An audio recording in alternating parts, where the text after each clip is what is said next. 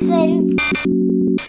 Can you tell me how did you become interested in the issues around trust and AI? I know that you're a psychologist. So education is in psychology. So how did psychology lead you into this topic? Yeah. That's actually a good question, and I'm afraid I cannot answer this in a very short manner, but I'm trying to. So when I started my job, so I work in a cybersecurity company, and this is where I work in corporate research. And I'm basically the only psychologist in the company, so most of them are the classic pen testers, and I'm the only person doing basically full-time research. And it was a very, very long story, but to make it short, I came into the company to say, and I really wanted to do research on the intersection of psychology and artificial intelligence for many, many reasons, for personal reasons, for societal reasons, for interest and all these things.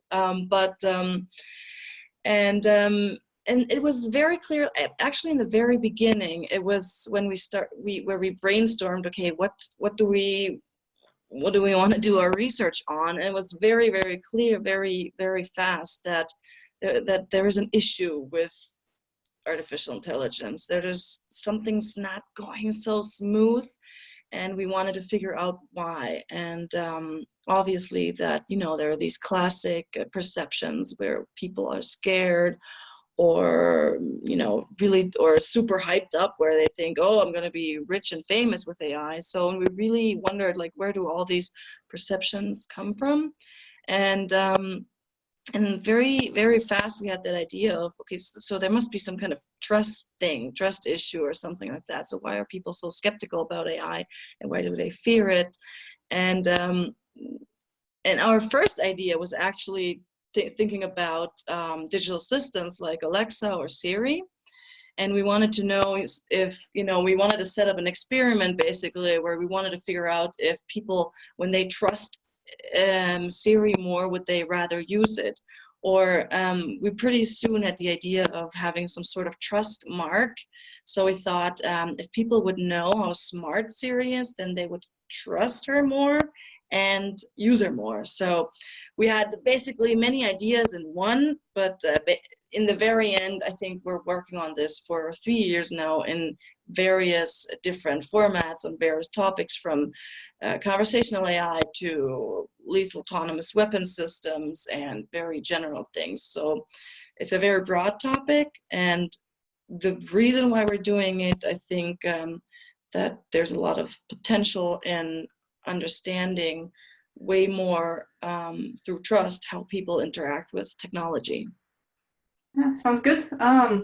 So yeah, currently we have quite a few people who do not trust AI in any shape or form, and there are some researchers and some practitioners who believe that we need to change that. And so, like, to be a devil's advocate for a moment or two, I wanted to ask you, does AI really have to be trustworthy? Do we really need to change the current, the current situation? Do we actually need to build trustworthy systems? Why is it important? Well, I think there are two things we must differentiate. The one thing is trustworthiness as a property of a system, a quality of a system. These are technical qualities of trustworthiness. And we have to differentiate that to people have trust in AI, trust as an attitude, trust as something that happens within the user or a business. So you're asking two very two topics that we have to differentiate. Mm-hmm. So the first thing. The first question you asked is, some people think that we need to change that people don't trust AI. And I think that, so this is the kind of the holy grail question I get almost every week since 3 years now. How can I make people trust my product? And I think this is the wrong question to ask.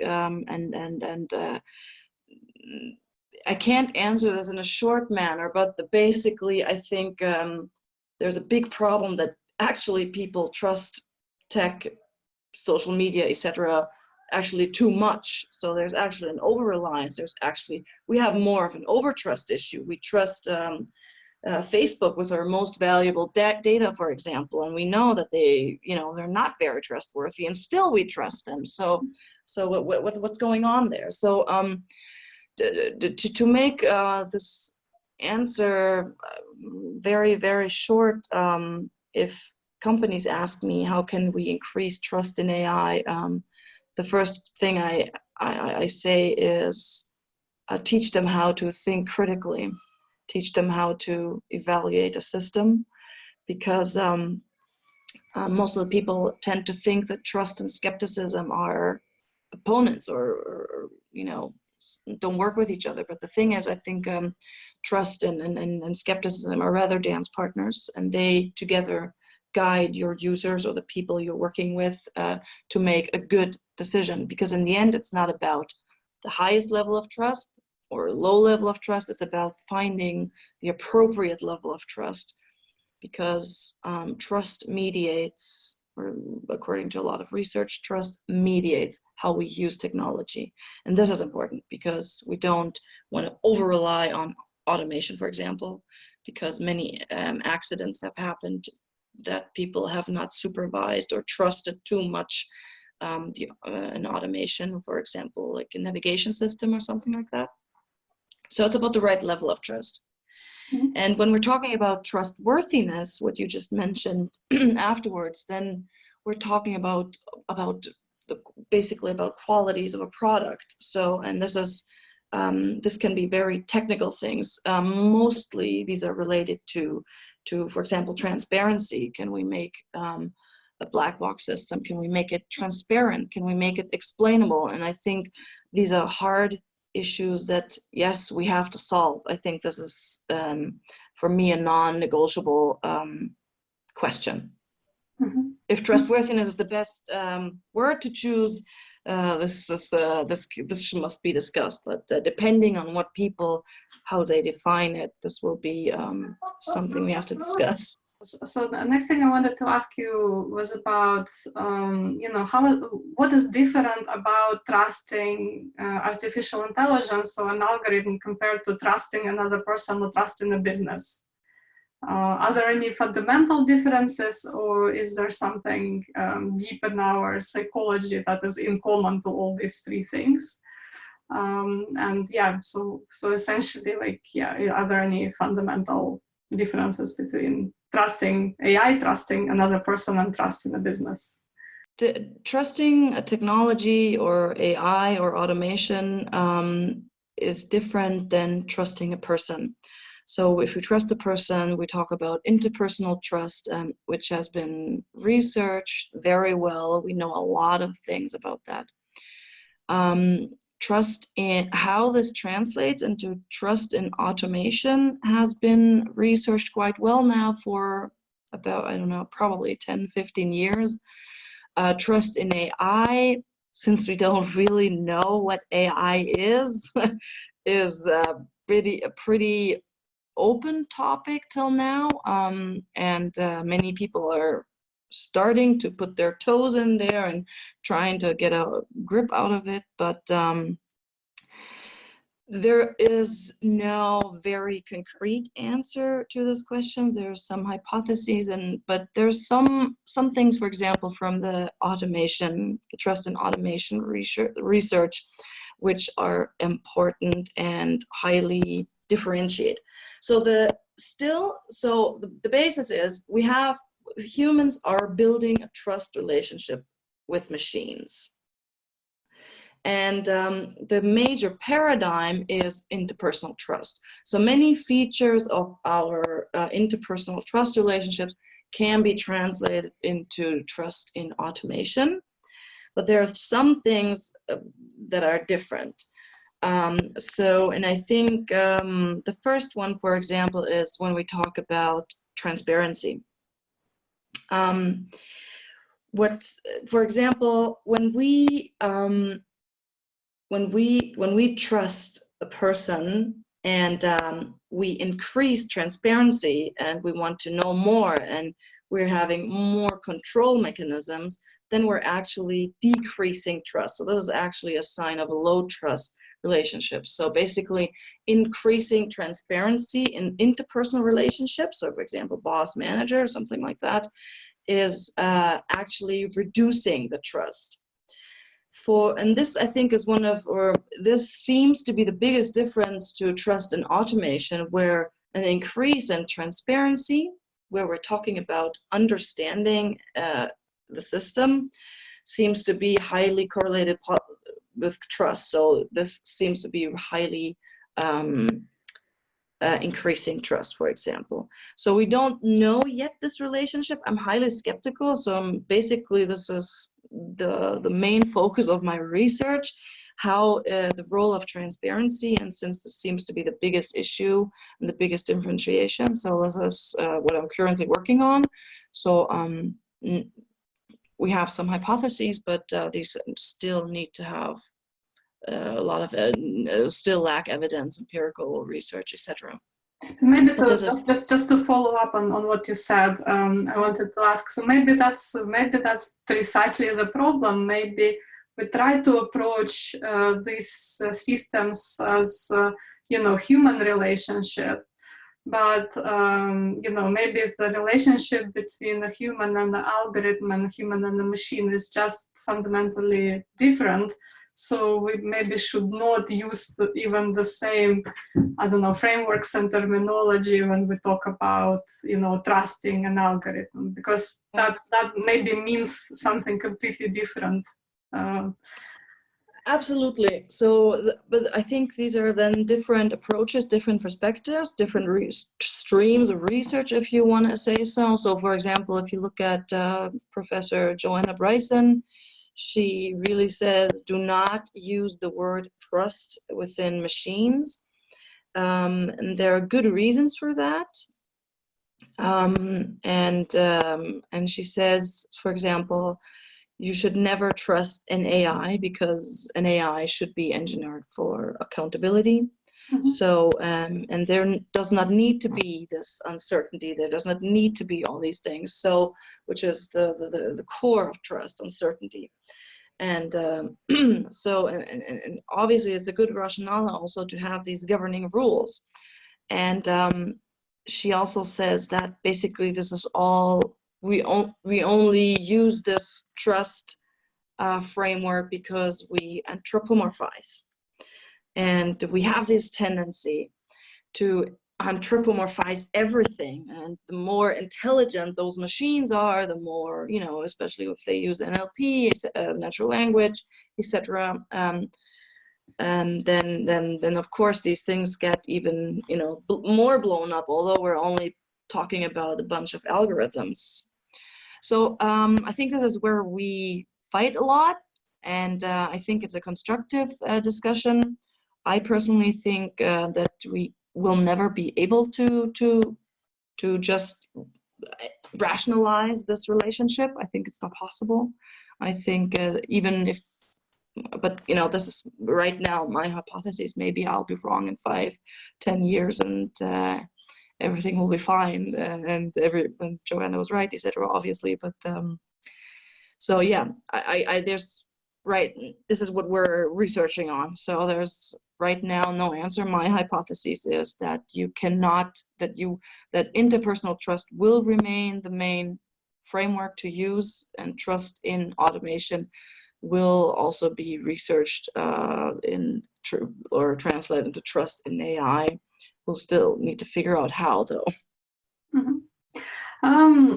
So obviously, like when we talk about trust, we also need to consider the risks associated with algorithms and artificial intelligence.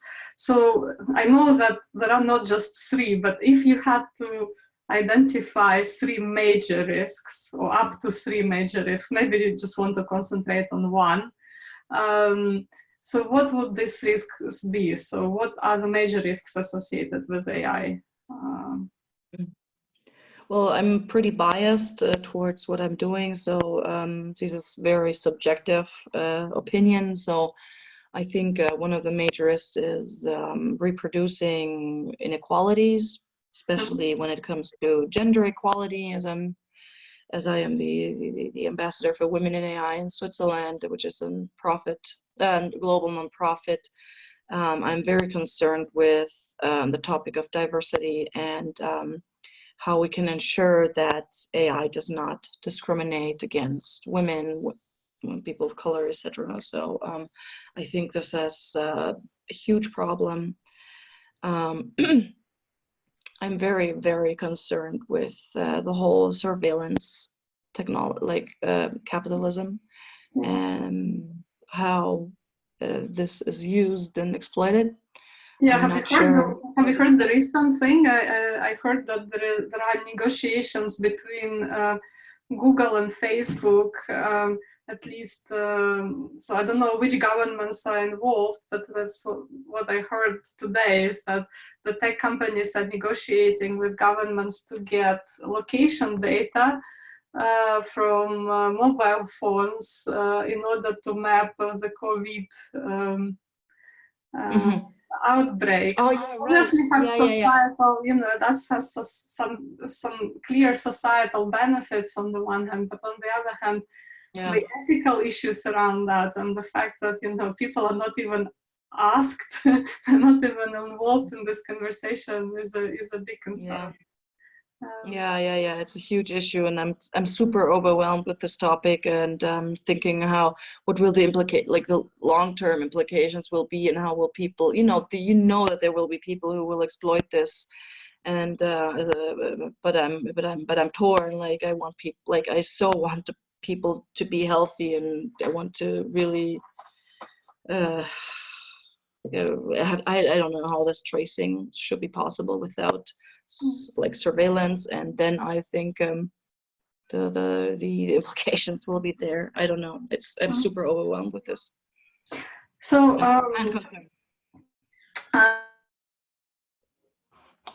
and last but not least, you said there are three major risks. I would really like to also talk about the third one, which is also one of my greatest passions. So I think I'm very active in the campaign to ban killer robots. So I think the increasing use of artificial intelligence in lethal autonomous weapon system is a huge risk, a huge threat, a huge ethical issue in our humanity, in our society, in our world, and the campaign is working really hard to ban these weapons worldwide. However, there's not yet an agreement, and people, much like the US or the UK, I think some other countries are investing heavily in these weapons and the developments, and I'm really hoping that we can find an agreement to not give machine the permission to kill people without human oversight, without meaningful human oversight. So yeah, these are definitely very important issues that you mentioned. So I wanted to ask you a very kind of specific question, like maybe a very personal question about your own kind of trust in artificial intelligence systems. So are there any specific contexts where you would you see yourself trusting AI? And are there any contexts where you would definitely not trust an AI? So let me just kind of explain where I'm coming from. So for example, we have done quite a few studies on kind of asking people, for example, we ask people, would you accept care from, say, an AI algorithm or a robot when you are, in your old age and there is no one else to care about you? So a lot of people say yes to that question, but when we ask them, would you be okay with your mother being cared for by, a robot? Normally people say no. So yeah, so to me, I think that it's quite context dependent. So there are some, and you mentioned that yourself, that there are some contexts where we tend to trust algorithms a lot, and there are other contexts where we don't trust algorithms at all. So for you personally, as a person who kind of does a lot of research in this area, and you think about these issues quite a lot. So are there any specific contexts where you would trust and would not trust AI? Yeah, as you said, it's very context specific, and I think the biggest or the most important context here is what is the risk? Is it a high risk scenario like a self-driving car, or where it's about, you know, surviving a car ride, or is it about talking to Alexa and recommending me the next song?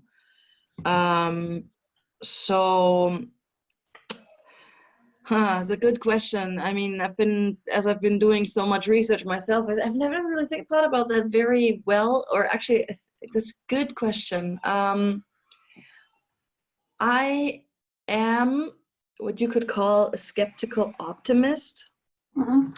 So I'm in general very optimistic and enthusiastic about technology, about AI. I would love to have self-driving cars everywhere right now if we could.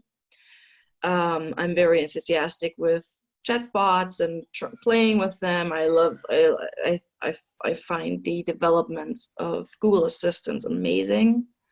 How the Google Assistant has developed within the past 2.5 years it's amazing, and the gains, the personal gains, if you know, convenience is fantastic.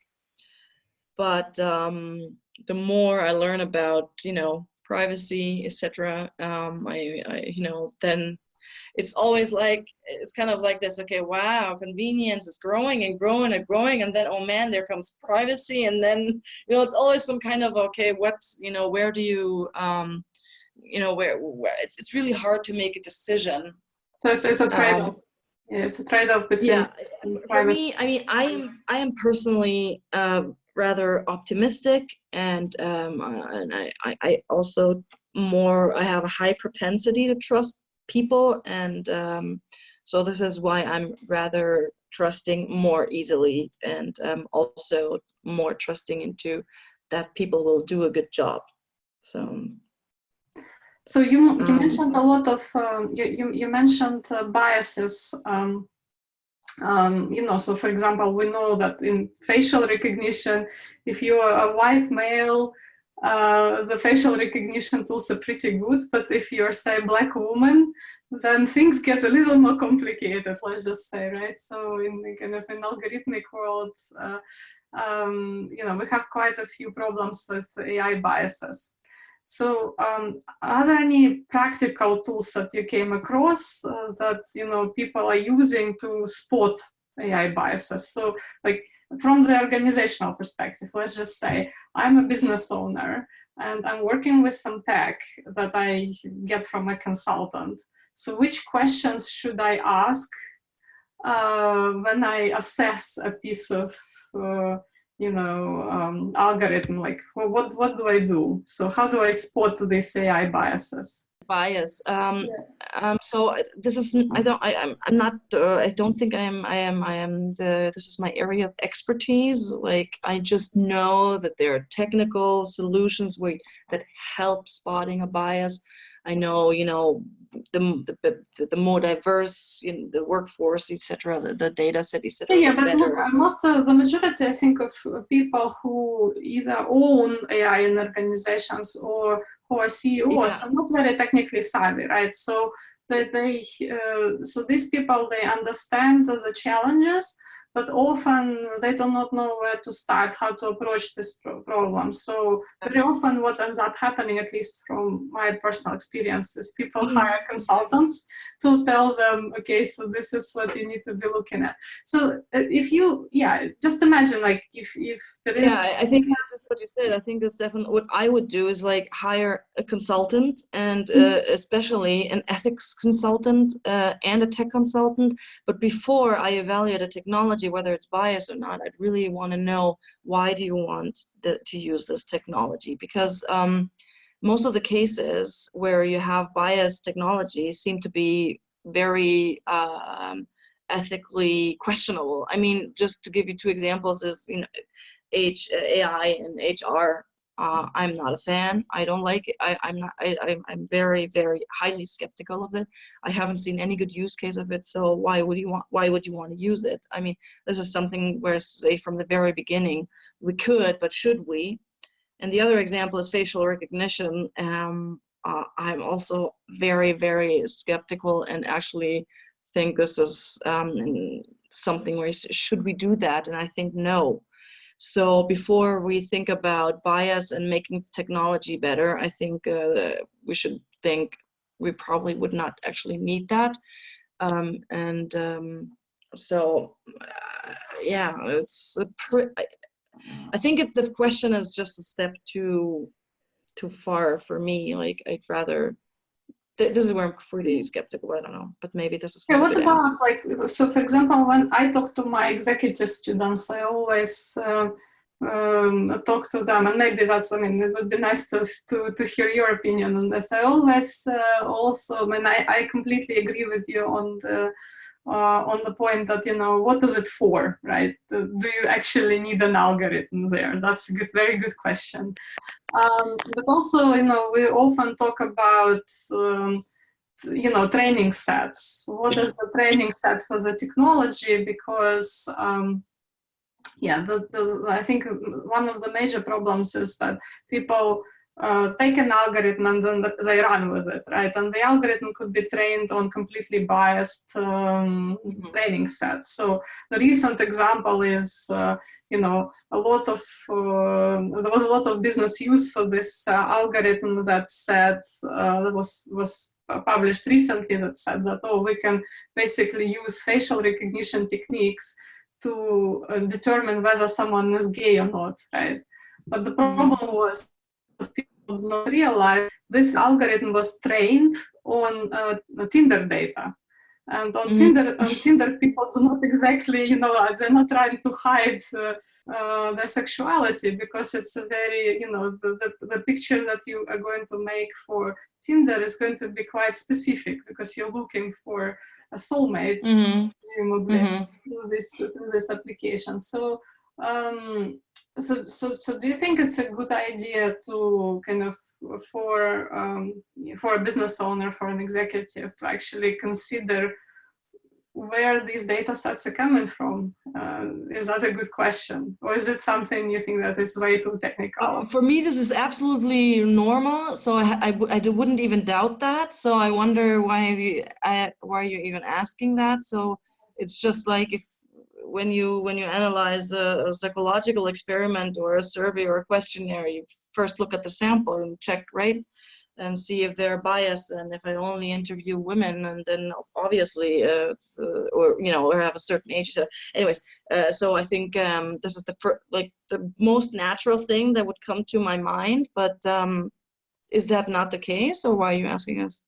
No, I'm just wondering whether, like when we talk about, kind of practical advice to some practitioners, who are implementing algorithms. Yeah, I mean, I think like one of the major things is, do you know where the algorithm actually came from, and how it Well, I think at least you would have an external, maybe like ethics consultant, especially when it comes to bias, and depending on what you're using it for, and an external technique. Like, you need to really evaluate the tech stuff, the methods, and if the manager is not that tech savvy, which is most often the case, I would say, or at least if it's really sophisticated technology, then you have to evaluate it from A to Z and constantly, right? Over time. So interesting question.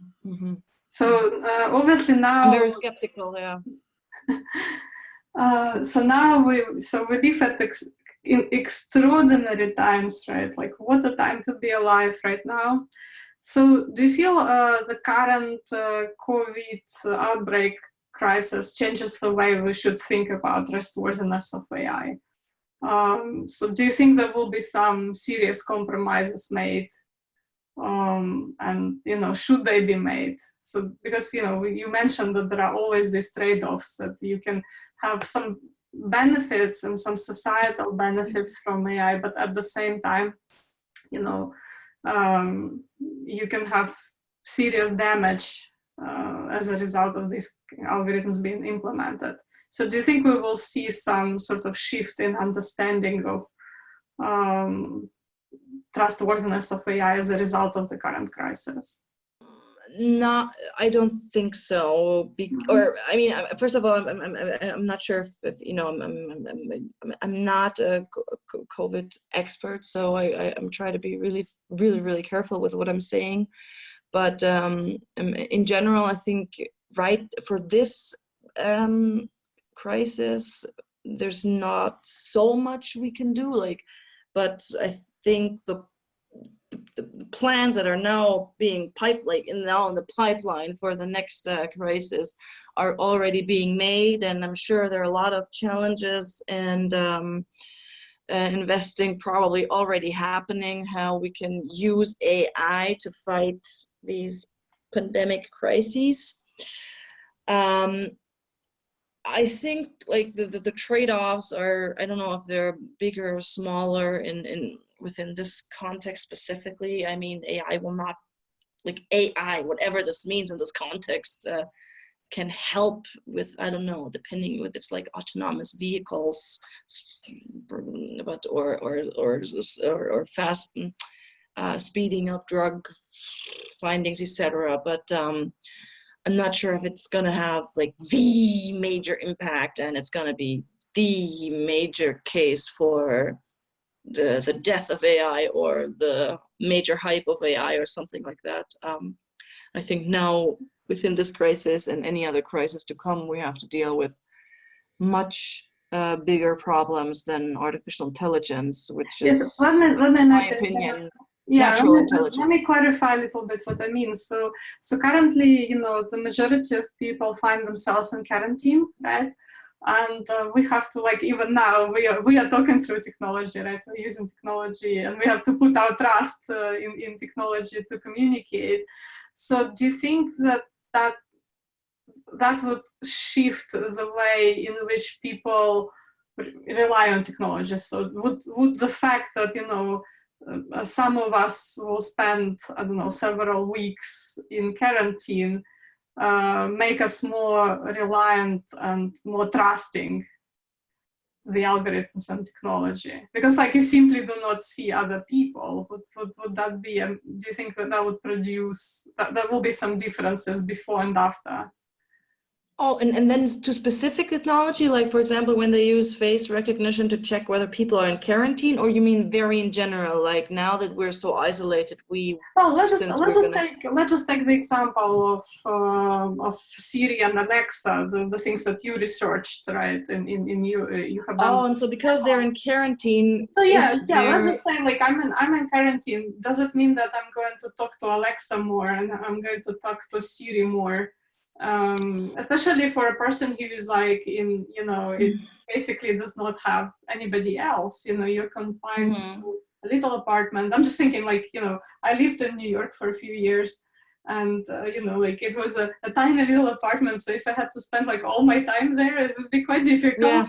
So I'm just wondering, like, whether and to what extent do you think people who were skeptical about technology would actually turn to technology in order to survive this time, well, and I think these habits would continue. Yeah, I think with technology, I think we're going to see some big changes, specifically in like video communication. I think people will realize how important facial cues are when having a social relationship or containing one, or how this builds trust even through the distance. So I think this is not AI, so but I think this will be a big this is how we will change it, because many people, especially in Switzerland, I feel like many people shy away from video conversations, and they more and more understand when they get out of their comfort zone that this is actually important, and that loneliness has a huge effect on our mental health, and this quarantine will affect us big time. Whether they will start using Alexa and Siri more, I'm not sure. Okay. I heard some people having conversations with Alexa, but I think these are more jokes than actually, you know, engaging or really understanding, or I don't know, seeing the worth of it. Let me think this through. Social media, I think, yeah, obviously social media will, I wonder if how social media behavior will change within this quarantine thing. I haven't made up my head yet if I have any hypotheses. I've personally realized, so for example, I abandoned my Facebook and Instagram accounts. I only use Twitter just because I really need my bubble where people are following the rules, and when I see too many people who do not, I get really depressed. So, yeah, I think you know, I realized that actually recently, so I do have a Facebook account that was created. I mean, I never wanted like a Facebook account. I only created it because my previous employer used to have like a private group on Facebook where, you know, she would post a lot of stuff like about the team, and you know, like it would be impossible to work in the team without having an account. Okay. So, and then you know, I just basically, like, literally it was this week, I said, look, I really would want to kind of close my Facebook account. So are there any people who are not engaging with me on other platforms? And you know, several people raised their hands, and they just said, well, why don't you like get on Twitter or get on LinkedIn and other things that I'm using, because like I really don't using this platform. Yeah, I'm very sympathetic. The first question is, if you had to recommend one book for people to read, what would it be? And the second question is, if you had to recommend one film for people to watch, what would it be? And I know it's a hard choice, but you have to pick one. The biggest, the funniest stats book on earth. Discovering Statistics in R by Andy Field. He's so amazing. I hated statistics all my life. I thought I'd never, ever do this. And this is the like, I've never had so much fun reading a stats book. Cool. What about the movie? Movie? Can I go with Lord of the Rings now? Yes, you can go with Lord of the Rings. The whole trilogy. The whole trilogy, is that okay? Yes, the whole extended edition trilogy. I think I have seen each movie probably around 15 times, including a whole session in the cinemas. All 3 extended movies for 13 hours in the cinema. That's good. All right. No, I think it's so lovely. I just love it because you know, the small hobbits, you know, even the smallest can change the way of the future, and this is just something that has been inspiring me for many years now. Awesome. So on that happy note, I'd like to thank you. So thank you very much for having me. Thank you for talking. It was nice meeting you finally.